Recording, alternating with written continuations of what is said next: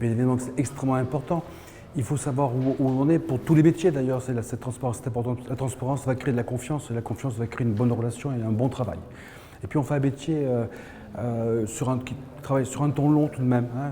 C'est 4-5 ans aujourd'hui pour produire un programme, donc c'est important qu'on voit loin et juste. Voilà.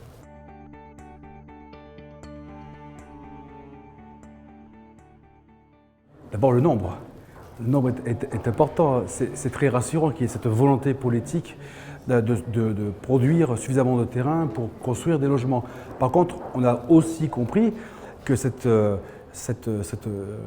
offre sera accompagnée d'une volonté, bien sûr, de faire mieux que ce qu'on fait jusqu'à présent. Voilà, il y a une volonté d'aller au-delà, de tout simplement respecter le PLU. Aujourd'hui, il faut faire bien mieux, encore une fois, en faisant de beaux logements, à la fois dans leur praticité, adaptés aux familles, des logements plus durables, bien évidemment, et des logements avec une véritable architecture, dans des lieux choisis par la commune. Une volonté, il y a un urbanisme maintenant qui est un urbanisme politique et de règlement qu'il faut bien évidemment respecter.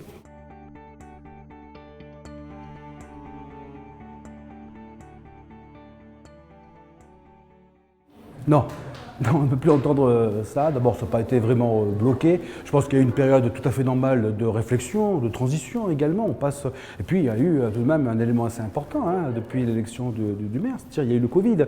Le Covid a revu l'ensemble des valeurs qui sous-tendent l'immobilier. Voilà, donc la métropole doit apparaître aujourd'hui vertueuse. Donc, il fallait réfléchir, et nous avons tous réfléchi, tout en travaillant tout de même. Voilà. Et aujourd'hui, c'est le résultat de cette réflexion. On a ces 8000 logements pour nous, voilà, pas eu de problème. Et puis on est moins bloqué, je connais un petit peu Lyon, je connais un petit peu Bordeaux, je connais d'autres métropoles, là pour de bon c'est bloqué, pas ici.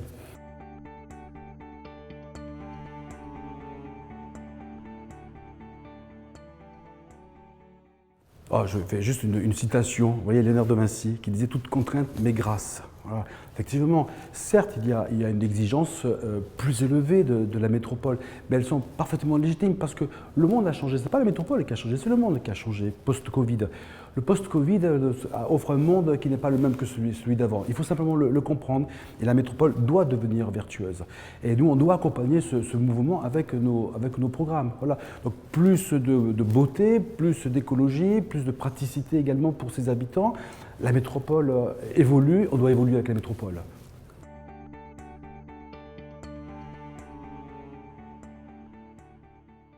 Oh, ça c'est extraordinaire.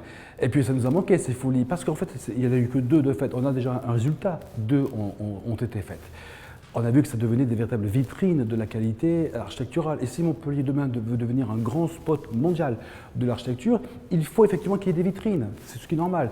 On va pouvoir bâtir des vitrines tant sur le côté architectural qu'également social, sur les problèmes de la mixité, etc. Il va falloir réfléchir un peu plus largement ce coup-ci. Voilà.